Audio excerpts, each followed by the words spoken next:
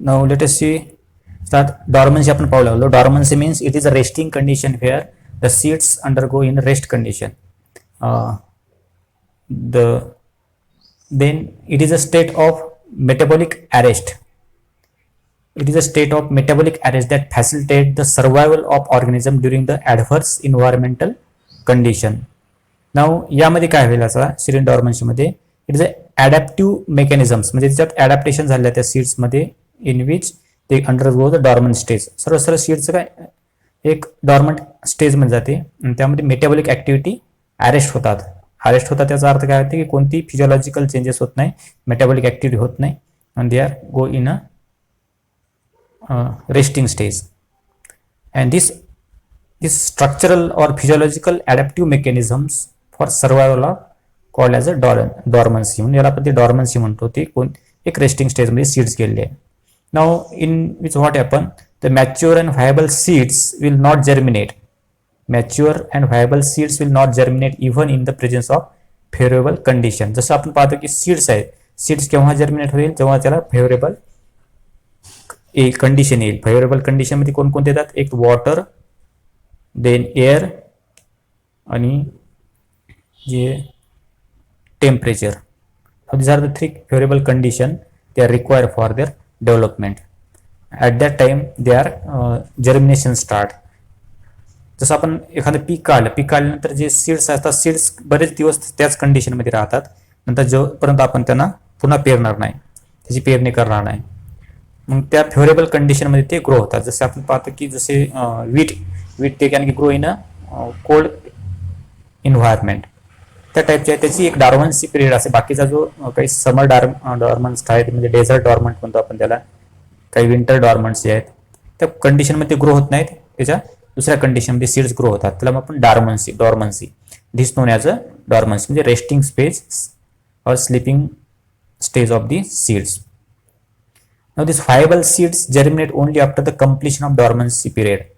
Viable seeds जे seeds जिवंत आहेत, viability seed germinate only after the completion of dormancy period. त्याचा dormancy period संपल्याशिवाय तो germinate होत नाही. त्यांचा पिरियड संपल्याशिवाय तो जर्मिनेट होत नाही.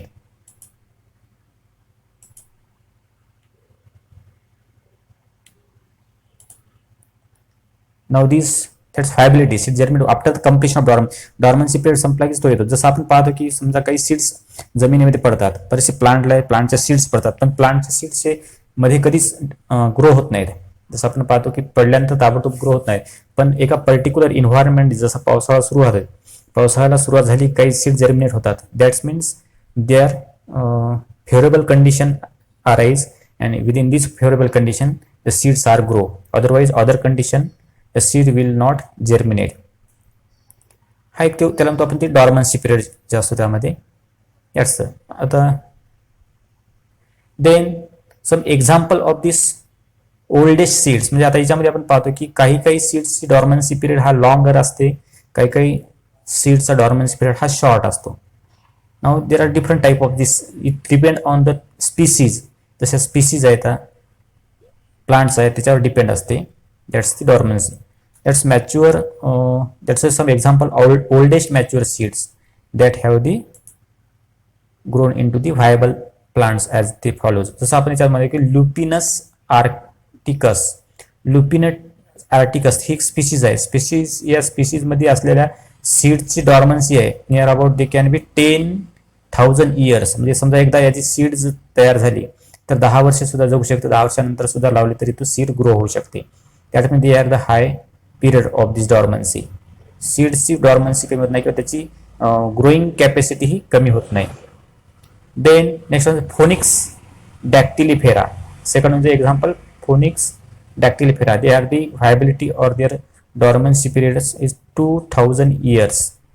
दे can be viable up to the 2000 years. 2000 वर्षापर्यंत जिवंत राहू शकते आणि त्यानंतर ग्रो होऊ शकते. दॅट्स ते दोन आहेत हे कधी कधी लक्षात ठेवावं लागतं आपल्याला. या दोनची डॉर्मन्सीची पिरियड आहे. देन नेक्स्ट वन जी some seeds have the short live. काही सीड्स आहेत त्याचं लाईफ फार कमी असते. सीड तयार झाल्यानंतर काही ठराविक काळानंतर त्या सीड्सची डॉर्मन्सी म्हणजे ग्रोईंग ॲबिलिटी कमी होते. जे डॉर्मन्सी पिरियड्स कमी असतो, शॉर्टमध्ये असतो. आणि काही सीड्स हे लॉंग डॉर्मन्सी पिरियड असते. Some seeds for example citrus. आता सिट्रस फॅमिलीमध्ये जसे लिंबू जे असते वगैरे असते, सिट्रस फॅमिली येणारे, लेमन फॅमिलीमध्ये येणारे जे फ्रुट्स असतात, फ्रुट्सच्या जे सीड्स आहेत, दे are the short life periods of the dormancy. Then some tiny seeds are easy for dispersals. काही टायनी सीड्स आहेत ते डिस्पर्सल इझिली डिस्पर्सल्स होतात. डॉर्मन्सी पिरियड त्यांची राहते, त्याच्यात तो डिस्पर्स होतात. डिस्पर्स म्हणजे एका ठिकाणी दुसऱ्या ठिकाणी ट्रान्सफर होणे. त्याचे स्ट्रायगा, ऑर्किड्स अँड ओरोबँका नाव this are the example of this. पण इथे लक्षात ठेवायचं डॉर्मन्सी पिरियड या दोन याचा ल्युपिनस आर्टिक्स आणि फोनिक्स डॅक्टिलिफेरा ते are the different in dormancy periods. Near about 10,000 आणि याचा 2,000. त्याचा आपण स्पीसीज पाहतो. जसा फर्स्ट जे दिसते आपल्याला diagram, first one is a example of this Lupinus arcticus. This is a Lupinus arcticus. हे जे प्लांट आहे, या प्लांटची स्पीसीज आपल्याला दिसते. याची जी सीड्स आहे 10,000 इयर्स त्याची डॉर्मन्सी राहू शकते. देन सेकंड दिसते आपल्याला तो Phoenix. It's a Phoenix dactylifera. Phoenix dactyliferus म्हणजे डेट्स म्हणजे जसे आपले खारीक आहे, खारकच झाड आहे, त्याचे जे सीड्स आहे, सीड्सची व्हायबिलिटी नियर अबाउट 200 इयर्स आहे. खारीकची झाड आहे तर त्यांचे जे सीड्स आहे, सीड्सची व्हायबिलिटी आपल्याला 2000 इयर्स आहेत. This are the date plant म्हणतो आपल्याला, किंवा फोनिक्स प्लांट जो आहे डॅक्टिलिफेरा. नाव दिस आर द स्पीसीज आपल्याला दोन दिल्या. याची 10,000 आहे, त्याची 2000 आहे. This are example of this two. नाव this a term of this dormancy. Dormancy simple सांगा, त्यामध्ये काय होते, dormancy the seeds undergo resting condition, rest condition. At this condition there is no metabolic activity take place, no growing ability और germination take place at this condition, that known as a dormancy. आणि डॉर्मन्सी केव्हा break होते, जेव्हा environmental condition favourable होते. Environmental condition favourable झाली की तो ती डॉर्मन्सीची ब्रेक होते, डॉर्मन्सी ब्रेक होते. आणि then there is the growing of this ability. Certain hormones also respond for the breaking of dormancy. That is a high concentration of this AB abscisic acid. It make dormancy low झाली की परत dormancy break होते. Now next topic is the apomixis. आता इथे लक्षात apomixis नावामध्ये तुम्हाला त्याचे मिनिंग लक्षात येते. Now this apomixis is related to the reproduction. Reproduction मध्ये काय होते, मिक्स होतात, गॅमेट्स मिक्स होतात, मेल अँड फिमेल गॅमेट्सचे मिक्सिंग होतात. जसं मेल गॅमेट एग्ज आहे, एग्ज मध्ये मेल गॅमेट्स फ्युजन होते, रिप्रोडक्शन होते. That is a syngamy and the sexual reproduction is arise. Sexual reproduction इथं होत असते. Then this word is related to the reproduction. आता अपोमिक्सिस म्हणल्यावर काय होते, apo means it is a negative term. Apo means negative, there is no mixing of take place. Mix that is a union of male and female. But apomix म्हणजे there is no mixing of this gametes, that's apomixis. तरी reproduction होते.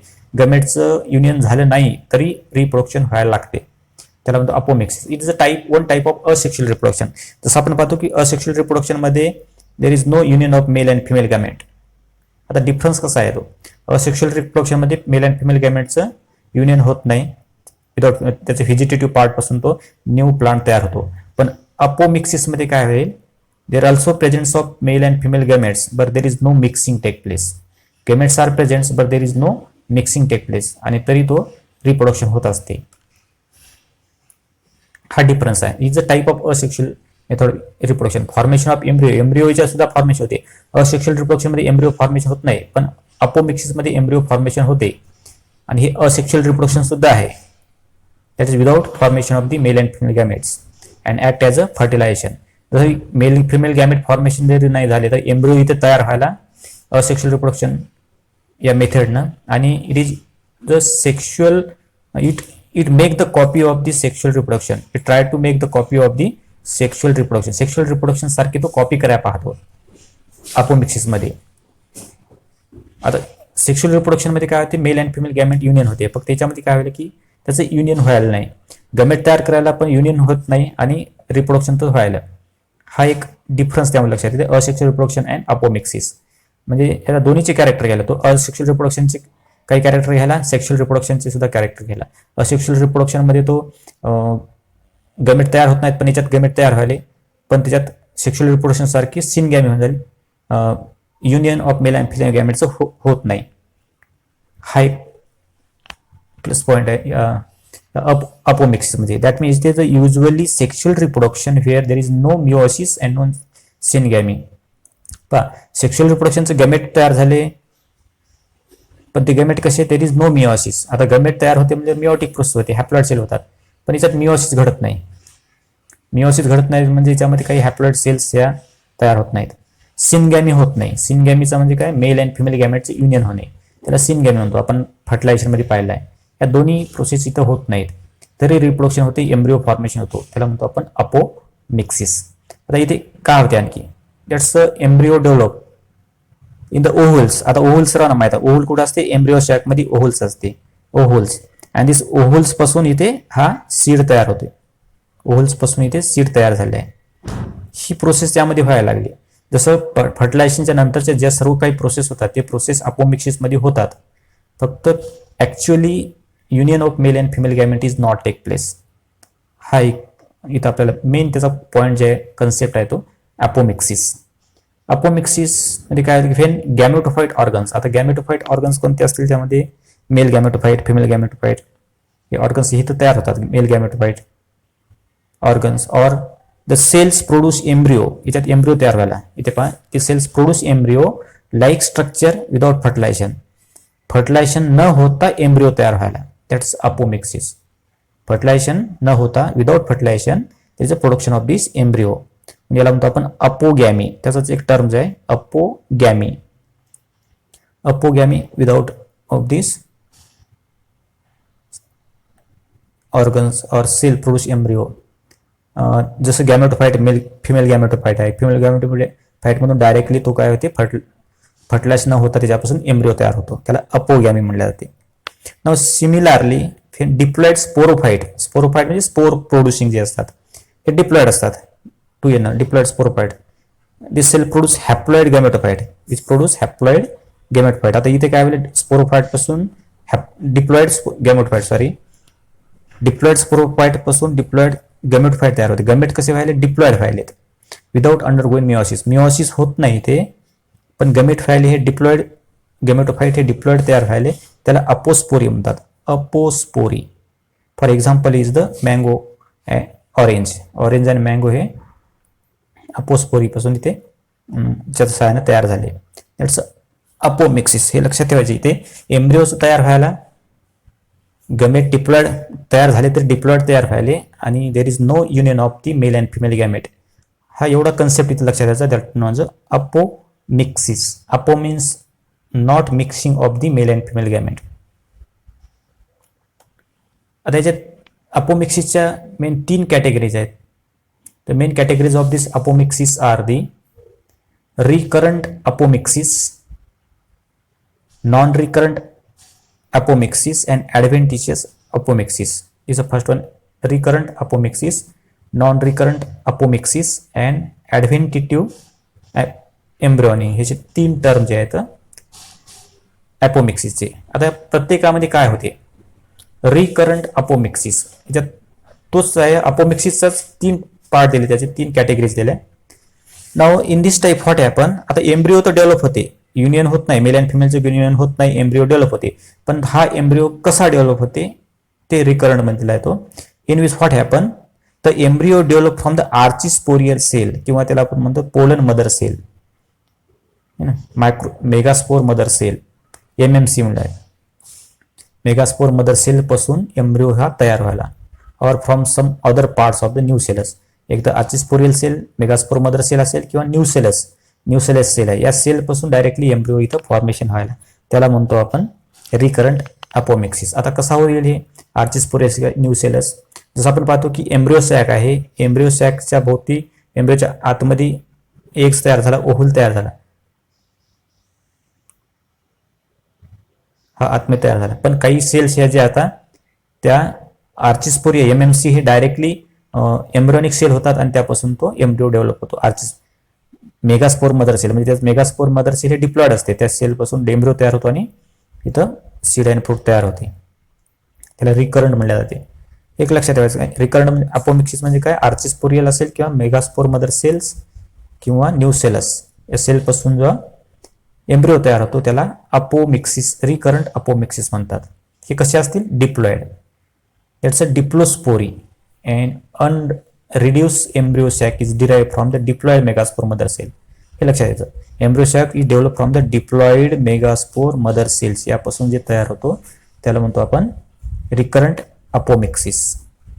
Example, Taraxacum is a example of this. Taraxacum जे plant आहे त्याचं हे example आहे recurrent अपोमिक्सिसचं. The apospory, in apospory the nucellar cell give rise to apomictic embryo sac. Apomictic embryo sac that's हा एक टाईप आहे.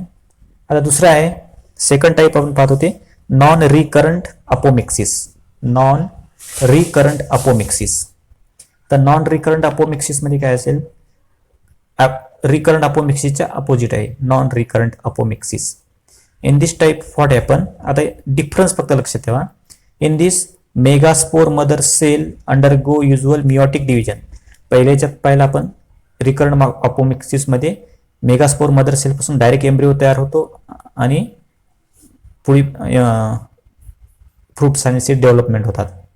पण नॉन रिकरंट मध्ये काय होते की megaspore mother cell meiotic division होते. इथं मिओटिक डिव्हिजन झालं आणि haploid embryo sac is form. Meiotic division झालं, हॅप्लॉइड, त्याच्यात म्हणजे हॅप्लॉइड एम्ब्रिओ सॅक तयार झाला, हॅप्लॉइड सेल तयार झाल्या.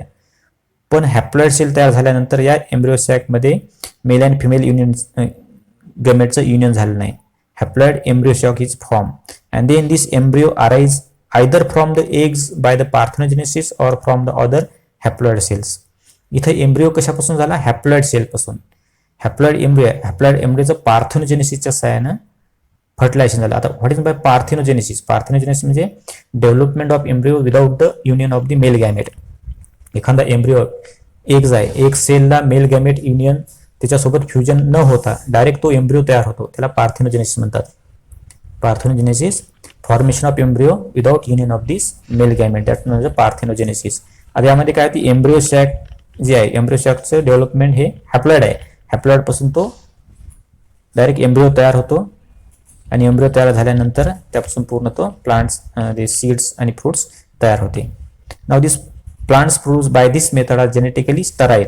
समजा एकाच हॅप्लॉइड सेलनं तयार होत असेल तर ते प्लांट कसा असेल, do not produce sexually, they are sexually sterile असेल, म्हणजे they are not able to produce next sexual reproduction.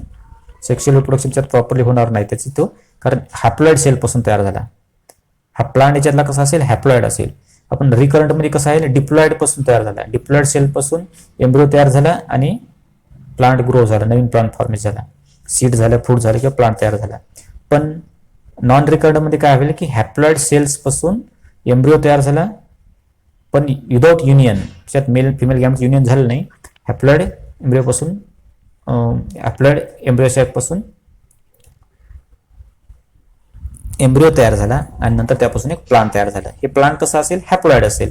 Plant हे हॅप्लॉइड असेल. फॉर एक्झाम्पल निकोटियाना जे प्लांट्स आहे, these are the example of this non recurrent apomixis. हा second. तिसरा एक आहे ॲडव्हेंटिटिव्ह एम्ब्रिओनी. ॲडव्हेंटिटिव्ह एम्ब्रिओनी मध्ये काय होईल, in this embryo what happen, it may be develop from somatic nucellus or integuments. जसं याच्यामध्ये एम्ब्रिओ जो डेव्हलप होतो, एम्ब्रिओ डेव्हलपमेंट कशापासून व्हायला, तो न्यूसेलसचे सेल असतात एम्ब्रिओ सॅकमध्ये. न्यूसेलस असेल, एम्ब्रिओ सॅकच्या बाजूला न्यूसेलस असतात. Embryo sac is surrounded by the covering nucellus. न्यूसेलसच्या वर कव्हरिंग असते इंटिग्युमेंट. ठीक आहे. एक तर न्यूसेलस असतील किंवा इंटिग्युमेंट असतील. ह्या सेल्स पासून नॉर्मल झायगोट एम्ब्रिओ तयार होतो, झायगोटिक एम्ब्रिओ तयार होतो या सेलून. कारण ह्या सेल कशा येतात, डिप्लॉइड, आणि या डिप्लॉइड सेल पासून एम्ब्रिओ तयार होतो आणि तो एम्ब्रिओ तयार झालेला त्याला म्हणतो आपण ॲडव्हेंटिटिव्ह एम्ब्रिओ. ॲडव्हेंटिटिव्ह म्हणजे ॲडव्हेंटिशियस पार्ट. ॲडव्हेंटिशियस पार्ट म्हणजे एक्स्ट्राचा सपोर्टिंग पार्ट जे असतो एम्ब्रिओ सॅकच्या बाजूच्या सेल. याचा अर्थ कसा होतो की बाजूच्या सेल्स ह्या एंटर करतात डेव्हलपमेंटमध्ये आणि त्यापासून एम्ब्रिओ तयार होतो. दॅट्स द न्यू सेल्स किंवा इंटिग्युमेंट्स यापासून ह्या तयार झालेल्या आहेत. त्याला म्हणतात ॲडव्हेंटिटिव्ह एम्ब्रिओनी. हे लक्षात ठेवा, एम्ब्रिओ तयार झाला कशापासून? सोमॅटिक न्यूसेलस सेल किंवा इंटिग्युमेंट या सेल्सपासून एम्ब्रिओ तयार होतो आणि नंतर त्यापासून फ्रूट्स सीड्स डेव्हलपमेंट होतात आणि ते नवीन प्लांट ग्रो होते. फॉर एक्झाम्पल, याच कॉमन एक्झाम्पल आहे मँगो, ऑरेंज, लेमन. तर the example of the mango, orange and lemon this are the example of the adventitive embryony. आता या कंडिशनमध्ये आणखी एक सांगता येते, it also gives rise to a condition call as poly embryony. Poly embryony condition दाखवू शकते. आता पॉली एम्ब्रिओनी कंडिशन कशी असेल तर जसं आपण पाहतो की एकाच याच्यामध्ये मल्टिपल एम्ब्रिओ तयार होतात, एकाच एम्ब्रिओ सॅकमध्ये मल्टिपल एम्ब्रिओ तयार होतात. आता सपोज आपण धरला की एखादा एम्ब्रिओ सॅक आहे, एम्ब्रिओ सॅक आहे. देन दिस एम्ब्रिओ सॅक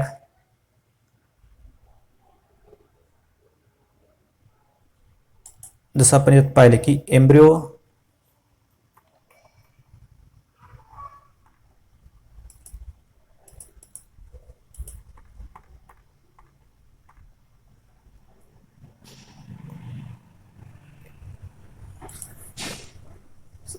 जसं आपण इथे एक एम्ब्रिओ सॅक काढला. नाउ दिस आता ह्या जसं आपण पाहतो हा एक एम्ब्रिओ सॅक आहे. एम्ब्रिओ सॅकमध्ये इथेच वर सेल असतात, वर सिनर्जिड सेल आणि जे खाली असतात ते एक सेल आणि दोन सिनर्जिड सेल आणि वरचे अँटीपोडल सेल्स. ह्या वरच्या आहेत अँटीपोडल सेल, खाली सिनर्जिड सेल आणि मधात पोलार न्यूक्लिया, दोन पोलार न्यूक्लिया जे असतात. याच्या बाजूला असतो तो न्यूसेलस, न्यूसेलस बाजूला आहे आणि न्यूसेलसच्या बाजूला जे आहे इंटिग्युमेंट्स. ह्या न्यूसेलसच्या काही सेल्स ह्या आतमध्ये एंट्री करतात किंवा इंटिग्युमेंटच्या सेल ह्या आतमध्ये एंट्री करतात. एंट्री केल्यानंतर ह्या सेल या एम्ब्रिओ सॅकमध्ये डेव्हलपमेंट करून आणतात, एक एम्ब्रिओ तयार करतात.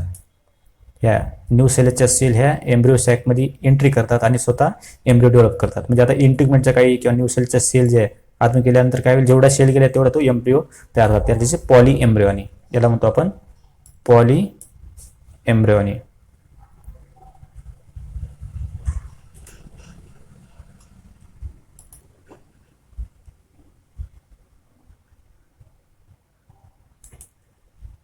पॉली एम्ब्रिओनी म्हणतो आपण त्याला. Now this in this condition the many embryo is formed inside the embryo sac from the nucellus or integument. इंटिग्युमेंटच्या सेल काही एंट्री करतात एम्ब्रिओ सॅक मध्ये किंवा न्यूसेलसच्या सेल एंट्री करतात आणि एम्ब्रिओ तयार करतात. That's a poly एम्ब्रिओनी. दिस ॲडव्हेंटिटिव्ह एम्ब्रिओनी आपल्याला सांगता येते आपल्याला. म्हणजे ह्या सोमॅटिक सेल इथे दिले आपल्याला, तो this are the somatic cell which involve in the formation of new embryo. It may be single or multiple embryo. Multiple embryo तयार होत त्याला पॉली एम्ब्रिओनी असं म्हणतात. आता हे कसे असतील, genetically identical plant can be produce effectively and rapidly by apomixis. This one type of example of apomixis. अपोमिक्सिसचं एक एक्झाम्पल आहे तो. That's the 3 types. आपल्या जे 3 पाहिल्या ते 3 टाईपच्या पाहिल्या. That's apomixis. आता that means what by apomixis. Apomixis म्हणजे काय, it is a formation of embryo without the fertilisation. Fertilisation न होता एम्ब्रिओ फॉर्मेशन होतो, त्याला अपोमिक्सिस. पण त्यामध्ये गमेट्स होतात, काही ज्या डिप्लॉइड सेलपासून होतात, काही हॅप्लॉइड सेल्सपासून होतात. दॅट्स दी इथे दिसते आपल्याला ते. आणखी एक इथे सांगतात आपल्याला non recurrent, recurrent and adventitious embryo. Non recurrent म्हणजे embryo develop from the any cell or embryo sac, haploid किंवा डिप्लॉइड. नॉन रिकरंट मध्ये पाहतो haploid cells, haploid parthenogenesis, haploid apogamy. Haploid cells पासून डेव्हलप व्हायला एम्ब्रिओ. रिकरंट मध्ये diploid cell पासून व्हायला. Embryo sac develop from the without meiosis. पहिल्याच्यात meiosis घ्यायला, दुसऱ्या वेळी मिओसिस होत नाही. डिप्लॉइड सेल पासून तयार होते. Mother cells, microspore, megaspore mother cells पासून एम्ब्रिओ तयार होतो किंवा आर्चिस्पोरियल सेल म्हणतो आपण त्याला. आणि तिसरा ॲडव्हेंटिशियस एम्ब्रिओनी, स्पोरोफायटिक बडिंग म्हणजे स्पोर फॉर्मेशन, स्पोर पासून एम्ब्रिओ तयार होतो. Embryo directly develop from the nucellus और इंटिग्युमेंट्स. न्यूसेलस किंवा इंटिग्युमेंट पासून डायरेक्टली तो एम्ब्रिओ तयार व्हायला, त्याला म्हणतो आपण ते ॲडव्हेंटिशियस एम्ब्रिओनी. त्यात आपण पॉली एम्ब्रिओनचं सुद्धा एक एक्झाम्पल आहे. ठीक आहे, त्याचं एक्झाम्पल आहे मँगो अँड सिट्रस. इथे आपल्याला क्लिअरली दिसते. काही टर्म इथे आपल्याला लक्षात ठेवावं लागतात की टर्म याच्यात महत्त्वाचं लक्षात ठेवायची. पार्थेनोजेनेसिस म्हणजे काय, type of apomixis. Cell involve, जसं सेल इन्व्हॉल्व कोणत्या येतात. पार्थेनोजेनेसिस म्हणजे काय, embryo develop from egg cell. Eggs, फक्त एग्स पासून एम्ब्रियो डेव्हलप होते, त्याला मेल गॅमेटचं युनियन झालेलं नाही, ते पार्थेनोजेनेसिस. म्हणजे development of embryo without the union of this male and female gametes, त्याला पार्थेनोजेनेसिस म्हणतात. Apogamy, embryo develop from either synergids or antipodal cells. Apogamy. Apospory, embryo develop from the embryo sac which has the developed from the cell archaeosporium, nucellus or integuments. Archesporial, nucellus or integument पासून तयार होतात अपोस्पोरी. अपोगॅमी म्हणजे synergid किंवा अँटीपोडल sale पासून जे तयार होतात. ह्या सुद्धा पाहिजे, जसं एक सेल असते आपल्या त्याच्यात सिनर्जिड असतात, अँटीपोडल सेल आहे, ते सुद्धा इन्व्हॉल्व होतात डेव्हलपमेंट एम्ब्रियो डेव्हलप करण्यासाठी. Adventitive embryony embryo develop directly from this diploid cells or either new cells or integuments. त्यामुळे आणखी दोन टर्म आपण सांगितले, recurrent apomixis, non recurrent. Recurrent मध्ये काय होते, एम्ब्रियो शॅक हा has develop diploid cells and embryo develop from this diploid cell. Embryo develop take place from the diploid cells. Non-recurrent मध्ये embryo develop take place from the haploid cells, from the female, that is the haploid embryo. Embryo is from the haploid cells. हा सांगता येते. Recurrent diploid cell पासून तयार व्हायला, non recurrent haploid cell पासून तयार व्हायला. नॉन रिकरंट मध्ये मिओटिक डिव्हिजन व्हायला, रिकरंट मध्ये मिओटिक डिव्हिजन होत नाही. फक्त याच्या दोन्ही मध्ये मेल अँड फिमेल गॅमेटचं युनियन होत नाही, हा एक डिफरन्स सांगायचा. काही आता obligated apomixis, the reproduction occurs by the apomictic means only. आणि facultative apomixis, the reproduction occur by the both sexual and apomictic means. हे काही वेगळे टर्म्स आहेत, हे एक्स्ट्रा टर्म आहेत त्यामध्ये दिले आपण, पण आपल्याला इथं मेन लक्षात ठेवायचा तो त्याचे टाईप्स.